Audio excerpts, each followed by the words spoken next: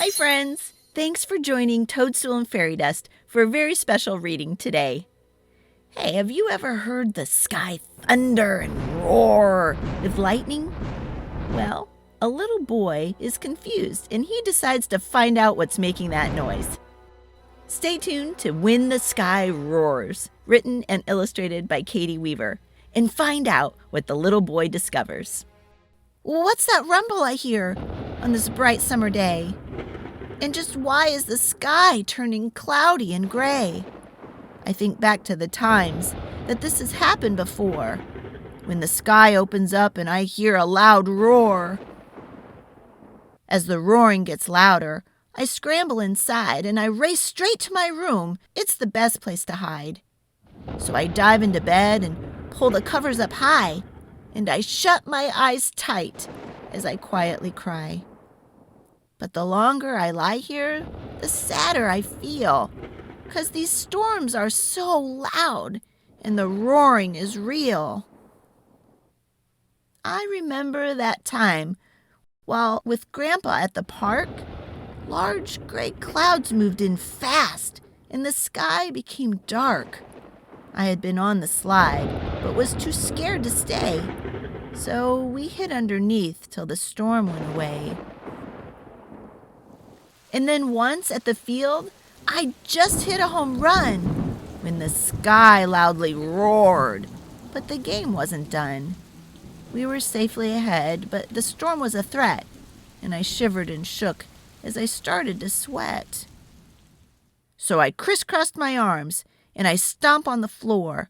I just have to find out what would make the sky roar. With a few fat balloons fastened onto my rear, I am off to the clouds as I face my big fear. Now the higher I travel, the more the wind blows, and these oodles of raindrops are drenching my clothes. With a whoosh and a flip, the wind places me down on the fluffiest cloud floating high above town. And I know in my heart, this just has to be it. I'll find out what's roaring and I'll get it to quit.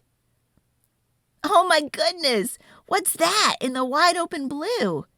It's a ship that is filled with a loud pirate crew. Yar! A huge ship in the sky. How on earth can this be? I've never seen ships anywhere but the sea. But these pirates are special. They're dancing ballet. They are twirling in circles while sailing away. Are the pirates the ones who are rumbling the sky? No, I don't think they are, so I'll wave them goodbye. Look at that up ahead. It's a thick, smoky cloud. I see fire trucks, too, and their sirens are loud.